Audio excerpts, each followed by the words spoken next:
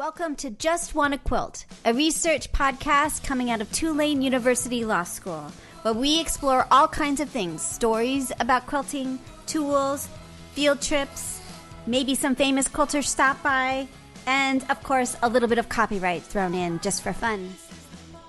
I'm Elizabeth Townsend-Gard, your host. I'm a law professor at Tulane University Law School, where I teach intellectual property and entrepreneurship. I'm also a fellow at the A.B. Freeman School of Business with the LePage Faculty Fellow. And at the Newcomb Institute, I also have a fellowship, the Greenbaum Fellowship, looking at all kinds of things related to narrativity and fiber. And of course, I just want to quilt. Okay, so today Judy Walker joins us. Now, Judy is my neighbor. She's a quilter, she's a cook, and she's been a big part of this project from the very beginning. She's also a journalist, and so helped me really think through sort of how to approach this project. Anyway, we chat about everything happening here in New Orleans, and we kind of just end up chatting. So I apologize if it seems way too chatty, but here's Judy. Judy Walker, and I'm calling from exactly 1 block away from you in New Orleans, Louisiana. Exactly. Right. Right. Uh-huh. We're like, we always talk about doing like some way to put, we are very close. We could put it like a clothesline. We're going to have a bow and arrow. Totally. Have a bow and arrow and shoot it over my neighbor's house into your backyard. Totally. It would be great. It'd be so great. Very easily. Yeah. Okay. So it is Saturday, March 28th. We're going to post this probably tomorrow or Monday. And we live in New Orleans, and we quilt, and you've been on the show a bunch of times. So tell us what's going on here. How are things going here? And we're in the midst of this craziness. So tell me what's going on. Well, the coronavirus is, of course, all that's been happening lately. We are sequestered in our houses, laying low. New Orleans people are very good at hunkering down. Yeah. So that's what we're doing. And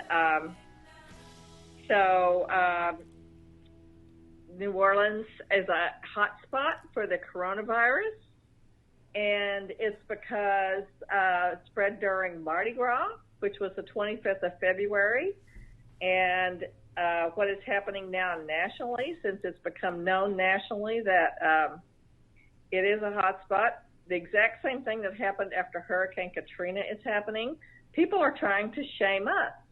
Yeah. And I blame, there's many reasons for this, but it is absolutely not true. We had no inkling from the federal government, and the federal government does participate in planning for Mardi Gras, and nobody gave any inkling that it should be called off. So it happened.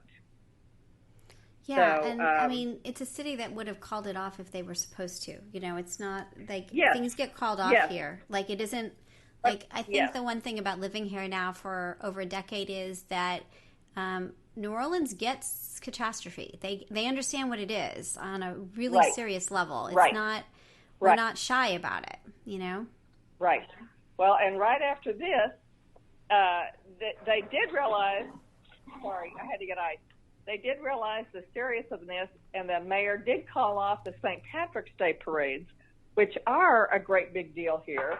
And she got a lot of blowback from it, but she did it. And so the parades were called off, but a bunch of people went out and stood around the bars, and she called the police on them. That's really good. So you can't blame the mayor. She is, as one of my friends, Kevin Allman, said, she's an eat your broccoli mayor. Yeah. She would have done it had she had an inkling. So anyway, that's a topic of like 2 days ago. So yeah, it's really interesting. So how do you feel? So how are you feeling? Sort of you know a lot. Like you are one of the hubs. You are a great hub of our quilting community and New Orleans. So tell us what's going on here and what you're hearing and what you're experiencing. Well, a week ago Thursday, it was the last shift I worked at Maisame Quilt Shop. I work 1 day a week at Maisame Quilt Shop in Lake Vista, which is a great quilt shop. And I started seeing on my Twitter that morning where people were starting to post about the need for masks. Right. That happened on Thursday. So, that's right. It was a week ago Thursday, like Crazy. 10 days ago. Yeah. And so it is like the quilters and sewers of America took off like a rocket. I know. These right? people who had sewing machines they never used, they had fabric that's stashed away for a someday project. They had time to get that thing out. I helped one of my neighbors get hers going, by text message. Yeah. And, I basically spent more time on social media and posting and texting people about all this than I did actually making the masks. And the asking for things was coming out of the woodwork. Yeah, it's amazing. And the first thing I was asked for was a friend of a doctor that wanted some. And so I did make some and give to that doctor. And then it was for like one of the big health hospitals. Then it was like a person who is on the board of the big quilt organization I belong to, that I serve on the board of. And so she also works part-time at the LCMC hospital in the surgery ward, and they needed surgical masks, which are the kind that tie. Yeah. So, and then the elastic shortage happened, and when I put it on next door, I started giving away fabric to my neighbors. That's crazy. And so I would just put a big bag of fabric. I would wash my fabric, and, it's like, God knows I've got enough for this lifetime and the next one too. And I started washing it and then just putting it out in grocery sacks on my front porch, and people would come by and pick it up. Amazing. So amazing. So, and it's just been incredible to see. There's like at least 4 local groups, and one of the there's a local company called NOLA Couture who has been contracted by one of the big health systems to make gowns. And they are calling for 1,000. They said they're going to need 1,000 seamstresses, volunteers or paid work, to make gowns and masks with fabric they are going to provide. So, piecework, like people at their homes sewing? I am not sure of all the details. I figured there were a bunch of unemployed people that needed the job worse than I do. Yeah. So I have not followed up on a lot of it. I sent a note to them with my email, and I have not heard back from them. So I do not know any more about that. I've seen a couple more references to that in social media. Interesting. I think they have a place on the West Bank that they're coordinating it on. Interesting. Well, it's amazing, right? Like it's amazing to watch this last week and how many, we're trying to document it and do interviews, and the need is out there and everyone's sewing. It's kind of remarkable. Yes. And I think it's also, the people in China and South Korea, they wore masks from the get-go. But the CDC, the first direction from the CDC said masks are useless. Yeah. So just don't wash your hands and don't touch your face. Right. Well, okay. Fine. Don't touch your face. When you realize how often you touch your face, you realize how hard it is. It's totally insane, isn't it? Oh, my gosh. It's so craziness. It's crazy. So when you put a mask on your face, it stops you from touching your face. It's true. It's very true. At the very least, it's doing that. Yeah. So who knows? Who knows? It's still very controversial. There's not been a lot of studies done on this because it is a brand new phenomenon. But it's better than nothing. Because of that original CDC advice, there's a ton of pushback to this as well. Yeah. I'm not a virologist. I don't have access to HEPA filters. Yeah. I don't know this stuff. Now, but have you? It is giving. Sorry, go ahead. It's giving people something to do. It's true, and the communities are asking for it. It isn't just like busy work, right? It's coming from the communities. It's not coming from us. Right. I supplied some fabric to a person that I have worked with in the past, and she asked for some more because she said a nursing home on the North Shore, they're supplying them for them. Wow. So I gave her a bunch more and some thread and some elastic that had been donated to me. Craziness.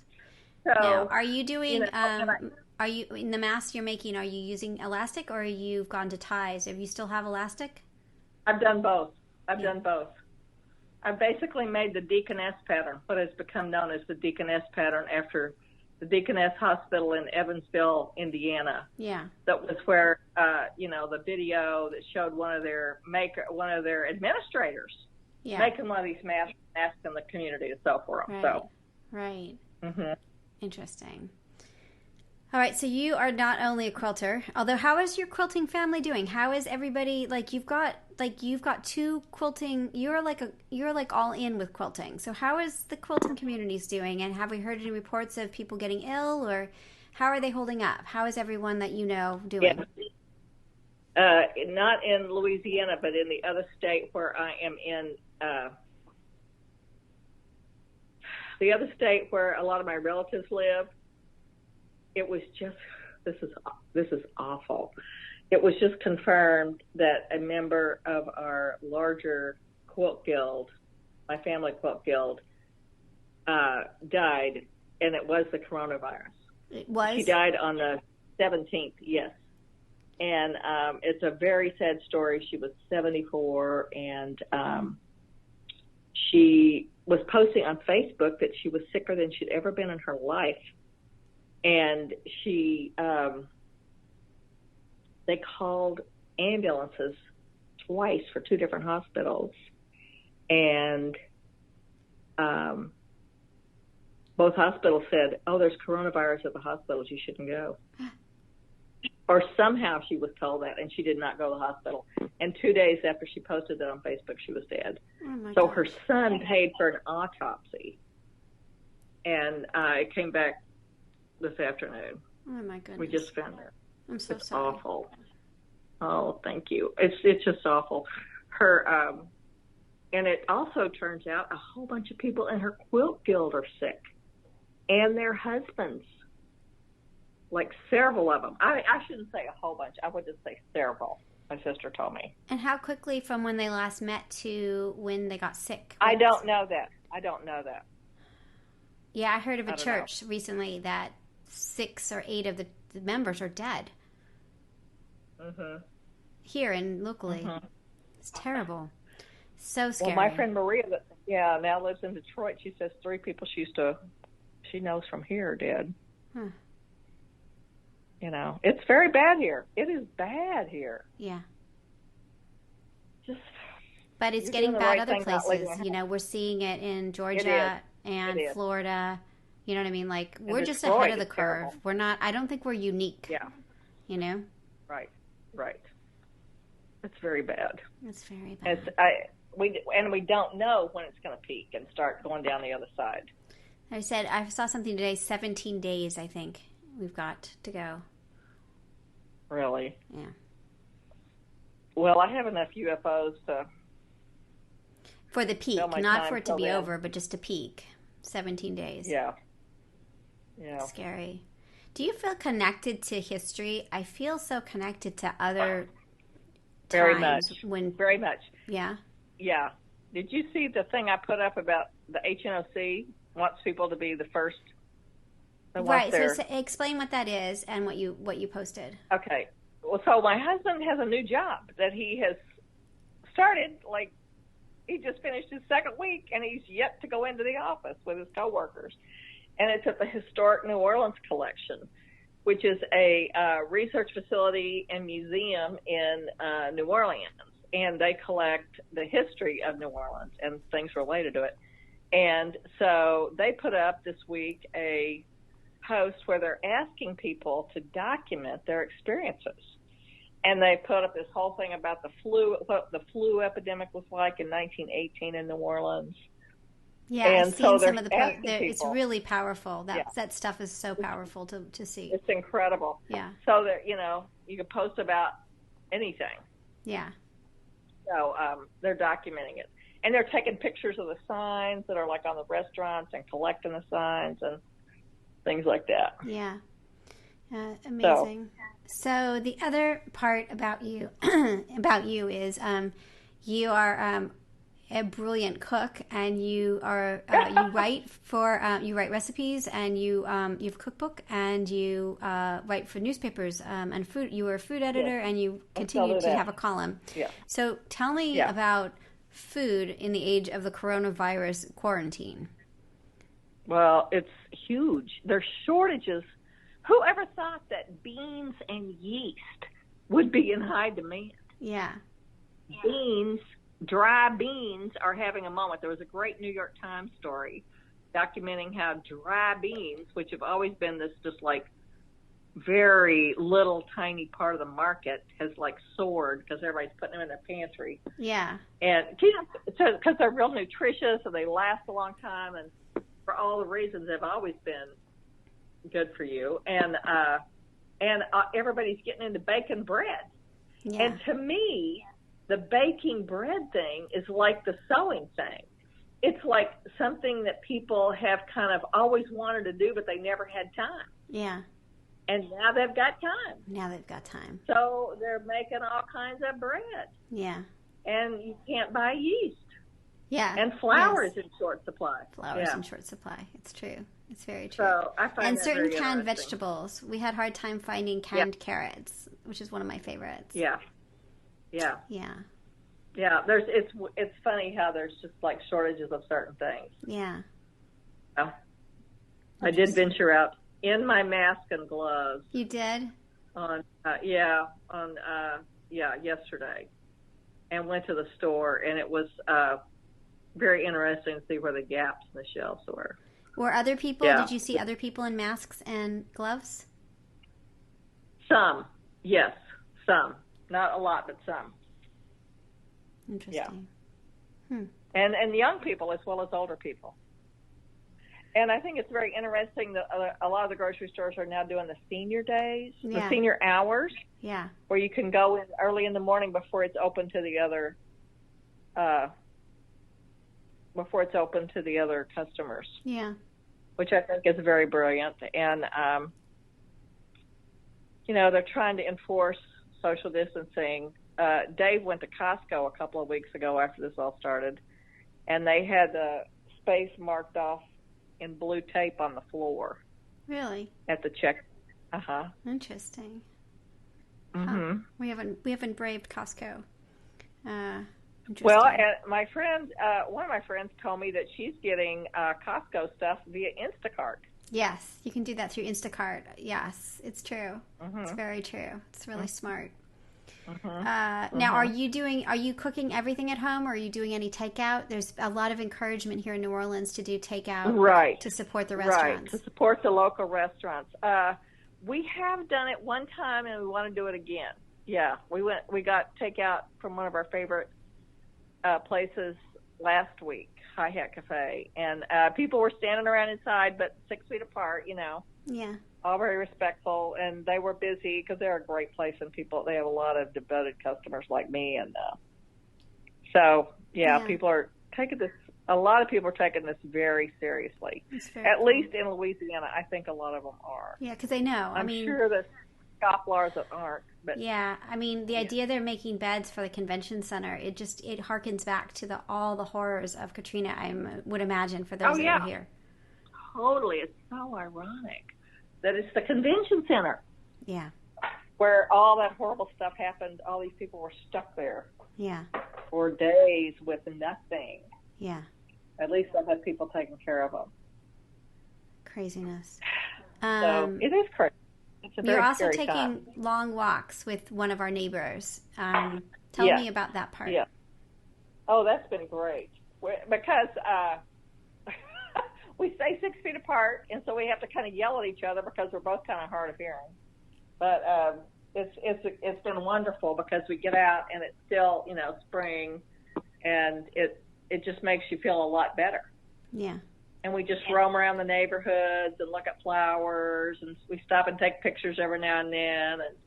And I stopped and took pictures one day of like all the spring flowers. This was like early last week, and posted on Facebook and said, spring in New Orleans. And my friends in the north were saying, "Oh my God, I can't believe it's spring there."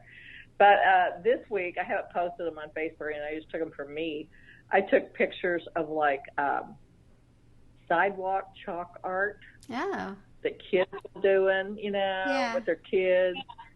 And there's also a big thing in our neighborhood. I don't know how big it is, but some people are participating, especially if they have kids, to post a rainbow in your window. Oh, that's nice. So when people are walking around, they can see the rainbow in your window. Oh, very cool. We'll and do there's that. several. I mean, if you walk around, you can see it. Yeah, post a rainbow in your window. Yeah, we'll do that. So that's a fun activity. And it's been really fun to see all these things on social media that people are doing with their kids. And now, how is you have a grown kid, but they're in the DC area. How is Lauren doing? She's doing good. She's doing good. She's working from home now, and she's doing well, I'm happy to say. We check in very often, much more often than usual, so that's a good thing. Yeah, it is a good thing. Huh. And then, of course, the last thing is, how are you balancing making masks with others quilting, and what are you doing besides the masks, or are you all in on masks and not doing other things? Oh, no, I'm doing other stuff, too. But I'm also letting my inner sloth come out. Yeah? And I'm just laying around watching TV all night. That's good.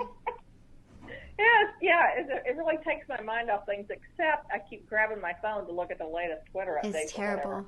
Yeah. If I can talk myself out of that. Yeah, I agree. So, but I've been watching, this is the greatest tip I got from somebody, the Great British Sewing Bee. Oh, Did I tell you about this? No, yeah, you told me, but tell me on air. Yeah. It's on YouTube. And so I have watched all the Great British Baking Show, right? Every season, all the extras loved it. This is the exact thing. It is a spin-off. It's the exact same format even. Except they're making clothes. They're making garments. That is very cool. So it's very fun, and it's on YouTube TV. Well, so trying to have your inner sloth come out is super important. It's hard, Yeah. I have not been sleeping, which is not like me. But whatever. I just try not to worry about it. Yeah. But it's got to be a universal problem right now, I imagine. Yeah. Well, it's super weird because you're around the corner. You keep dropping things off. Did you find the banana bread? No, I have to look for it. I'm afraid I'm wondering if the dogs got to it. I hope not, because I didn't know there was food in the bag. Oh goodness, craziness. Well, who knows what happens next? I am a bit scared, that's for sure. And being in New Orleans, it's not making me feel comfortable. But as you should be. Yeah. I'm glad you were hunkering down and not going out. So really, it's good. It's good. We just got to do it for as long as it takes. Long as it takes. That's right. Yeah. It's true. So we're in it for the long haul. At least we have microwaves and electricity and air conditioning. True. It's very true. After the hurricane, Yeah. There's a lot to be said. At least we have our TVs. Huge. And internet and connectivity. And it's a whole different thing. So many people connected. Yeah. It's kind of remarkable. Yeah. Yeah. It is. True. And I really believe that those connections are what's helping really get us through. I think so too. To know. And I've been trying to phone people more too. Yeah, it's interesting, isn't it? I've not been very good at that. Yeah. Yeah. Oh my goodness. Well, Mies and Me and all the quilt shops around the country, some of them are closed, some of them are doing curbside pickup. Some of them are mailing, some of them are delivering. I know that you work at a quilt shop, and we want to encourage support of the quilt shops.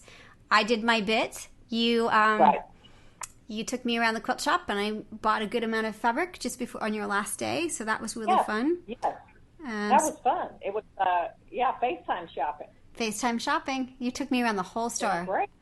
I just ironed. I washed and ironed all of the fabric. It was a lot of fabric. It was. How's Dear Jane coming along? It's great. Yeah, Dear Jane's good. I'm on the second row. So Dear Jane, for those listening, is a 13 by 13 row quilt plus triangles around the side. It's very famous. And I'm doing it by hand. And I'm doing paper foundation paper piecing by hand. That's a lot. Yeah, so it's, usually you sew it on the machine, but I'm doing it while I'm hanging out with the family, so, it's been cool. So I'm on row B, so. That's amazing. Yeah. We're getting there. Well, that's cool. Yeah. Well, we are, tonight our project is we started watching the TV show everybody's been talking about, Tiger King. Oh, we haven't seen that one yet. Yeah. Oh, it's on Netflix. It is so strange. Oh, we'll have to see it. We're looking Anyway, for something it's a new. Documentary, which I didn't realize. Interesting. So. Very interesting. Yeah. All right. Yeah. Well, as we sign off, any words to us, the rest of the quilters out there who might be listening? Any words? You're always so comforting. I mean, that is one of your best qualities, you know? We just have to hang in there. And it's wonderful that we all have this hobby that can take our mind off things, you know? Yeah. When you're immersed in a hobby like quilting or gardening or anything like that, it helps to steady you. Yeah. You know? It helps. It gives you something else to devote your energy to instead of just like worrying all the time. And I'm glad I'm in that big number of people that does have something like that to help me. So, yeah. Yeah, it's true. And the fact that we can help out and be part of things and our little bits of sewing are making a difference. Right. And, you know. And the math thing is incredible. It's incredible. I can't wait to see what the numbers show. Yeah, I don't know how you're going to know the metrics on that ever, you know? I really don't. Yeah, well, I see what your numbers are. There's another group in New Orleans, that face mask shortage one. They've already picked up and delivered like over 1,000, I know. Wow. That's incredible. Yeah. Well, the deaconess mask, what's so interesting about it is it really is fast, especially if you're doing it like industrial side. You know, I did 10 in 2 hours, and then I've got another set that I kind of got derailed because of interviews, but another 16. But you can really, it really does go fast if you're doing it that way. Yeah, and you can do them in batches. Yeah, exactly. I like to chain piece everything anyway, so it's just like you cut them chain all. Piece, totally. It's interesting because Leah Day came out with a video today, and hers is a little bit different, but same thing, surgical mask, 3 pleats on the side. But she sewed 3 inches on each side instead of all the way across to make a way to put in a pipe cleaner, and then she sewed the pipe cleaner down. But she basically... I don't know how the pipe cleaner's going to wash. Yeah, that was my other concern. I didn't know either. That would be another question. Yeah. I was going to put a pipe cleaner through the wash to see what would happen, but I thought that was interesting. So it is. And did you see Jenny Doan? No, I didn't see Jenny Doan's. What did Jenny Doan do? Oh yeah.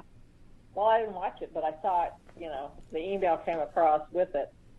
But I didn't look at it. But it's funny that it took them about a week to get on board the mainstream quilting groups, right? Like the Jenny Doans and the Leah Days, and but now they're doing it. There it is. How to make an easy face mask that's washable and reusable.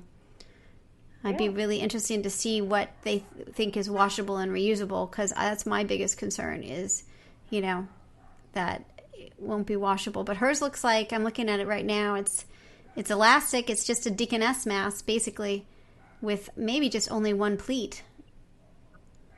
So. Oh, really? Yeah. And she's saying, I know it won't stop you, but it'll help the spread of the germs. No way to make a fabric right. So, yeah. But that's interesting. It took them about a week, but they're all now doing it, which is really interesting. It's all that a lot of people are doing. And it's not all quilters by any stretch of the imagination. Yeah. I have seen these posts on Facebook. It's like... it's everybody. My daughter-in-law, a nurse, and she's got a sewing machine, and she's got fabric, and she just needs a pattern. Yeah, you know? Somebody's turning bras into N95, like taking old bras and making them into masks. Oh, yeah. Yeah. That's funny. Yeah. There's all the crazy things like that, too. Jenny Doan suggesting a piece, it looks like a piece of, it may be batik and flannel. Yeah, that was one of the early suggestions.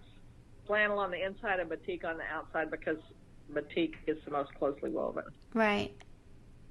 Yeah, that was one of the very first ones I saw. Yeah, that's what she's doing. That's the one she's choosing. And I'm watching it as we're talking. Mm-hmm. So sewing it, but then it's just basic, same thing, surgical mask. So interesting. Well, it's weird that you're across the way and she's using elastic. Elastic's hard to find though, and when I looked on Amazon, and even Joann's, it's going to take a long time to ship. So I'm done with elastic because I'm out. Well, the other thing people are using are elastic hair bands. Right. The dollar stores. Yeah. Walmart. Yeah. Dollar stores. And that's supposedly right. they're the right size. Yeah. Yeah. A lot of people are using those.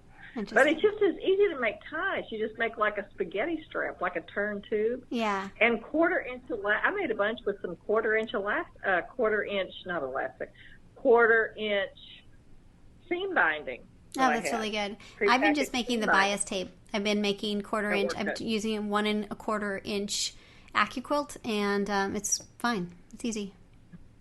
I'm getting really good at making bias tape, I have to say. You do the pins thing and pull it through the pins? Yeah, I saw that. The pin thing. Yeah, it was cool. Yes, and I'm burning my fingers less, so that's good too. Yeah. So, but yeah, I'm getting really fast at doing it. It's really good. So, Excellent. Yes. I do the ironing while I'm downstairs. I've got a whole second sewing room downstairs. I mean, with the family, I just keep invading. So the ironing board's down there now. I do all the ironing while I'm watching TV with them. Really? It's really out of control. So it is, isn't it? Yeah, it is. It really is. Well, I really do thank you. I think for at least for me, you sort of normalize things.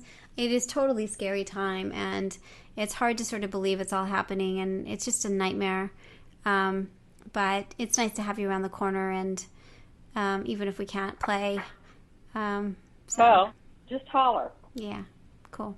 Just holler when you need something. I appreciate that. I really do. Well, I wish everybody needs a Judy in their life. You are like the best. Seriously. Thank you. Well, take care and don't get too freaked out. Try not to freak out? I don't think that's possible. Yeah. My family's really adorable about it, though. They're very much like, oh, okay, let's calm her down again. So. Yeah. Just take a deep breath. Yep. Personally, I have a cocktail. Yes, I don't drink. I mean, I never really have drunk, but I'm like, I think I should learn to drink at this moment. This would be a good moment to be drinking. You could have a glass of wine. Totally.